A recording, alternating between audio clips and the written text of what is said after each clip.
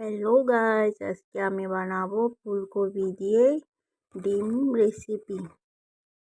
দেখো, ডিমগুলা প্রথমে ভেজে নিলাম, তারপর আলুগুলা ভেজে নিলাম।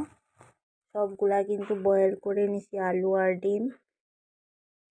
তারপর ফুলকপিগুলা ভেজে নিলাম, সবগুলা সুন্দর করে লাল লাল করে ভেজে নিলাম।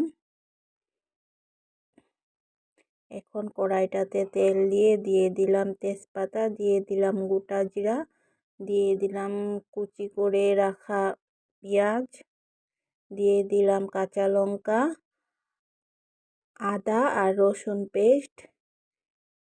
তারপর দিয়ে দিলাম জিরা, ধনিয়া, হলুদ আর গরম মশলা পেস্ট। সবগুলা সুন্দর করে কষিয়ে নিলাম। তারপর ভেজে রাখা ডিম, ফুলকপি, আলু একসাথে দিয়ে দিলাম। সবগুলা 5 মিনিট ভালো করে কষিয়ে নেব। তারপর দিয়ে দিলাম জল অল্প পরিমাণ। ঝোলটা উতল আসার পর দিয়ে দিলাম নুন। তারপর 10 মিনিট ভালো করে জাল করে নিলাম। এই তো হয়ে গেছে। তো বন্ধুরা, আমার চ্যানেলটা ভালো লাগলে সাবস্ক্রাইব